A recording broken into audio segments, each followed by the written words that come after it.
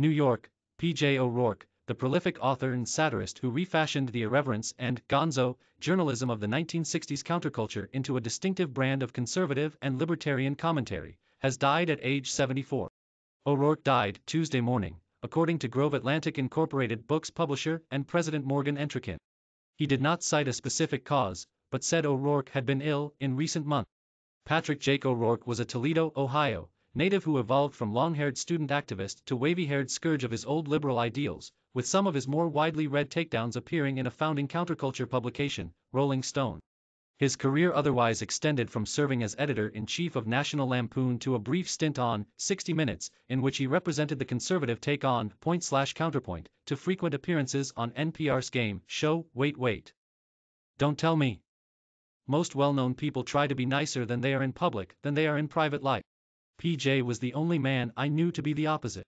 He was a deeply kind and generous man who pretended to be a curmudgeon for public consumption, tweeted Peter Segal, the host of Wait Wait. Don't tell me. He told the best story. He had the most remarkable friend. And he devoted himself to them and his family in a way that would have totally ruined his shtick had anyone ever found out, Segal said. His writing style suggested a cross between the hedonism of Hunter S. Thompson and the patrician mockery of Tom Wolfe. Self-importance was a reliable target. But his greatest disdain was often for the government, not just a specific administration, but government itself.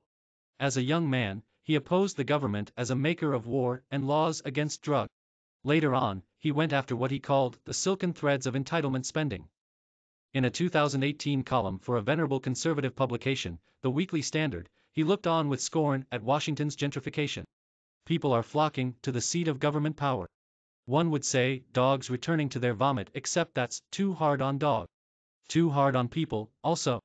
They come to Washington because they have no choice, diligent working breeds compelled to eat their regurgitated tax dollars, he wrote. O'Rourke's other books included Give War a Chance, Driving Like Crazy, None of My Business, and The Cry from the Middle.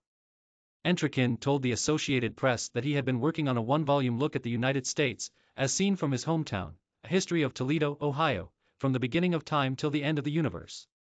O'Rourke was an undergraduate at Miami University, and received a master's degree in English from Johns Hopkins University in 1970. He started out writing for such underground publications as the New York Ace and joined a National Lampoon in 1973, where his colleagues included Douglas Kenney, who later co-wrote Animal House and Caddyshack, and with O'Rourke edited the parody, National Lampoon's 1964 high school yearbook. Over the following decades, he became a familiar presence as a writer and on-air pundit. He covered war and unrest everywhere from El Salvador to the Philippines, while mocking the dictatorship of boredom back home. In July 1988, I covered the specious, entropic, criminally trivial, boring stupid Democratic National Convention, a numb suckhole stuffed with political bulk filler held in that place where bad malls go to die, Atlanta, reads a dispatch from Parliament of Whores, a bestseller published in 1991. Then I flew to that other oleo high colonic, the Republican Convention, an event with the intellectual content of a Guns N' Roses lyric. Like other longtime conservatives, O'Rourke's loyalties were tested by the rise of Donald Trump. O'Rourke had little use for Democratic candidate Hillary Clinton in 2016, but he found he could live with her lies and all her empty promises. It's the second worst thing that can happen to this country. But she's way behind in second place.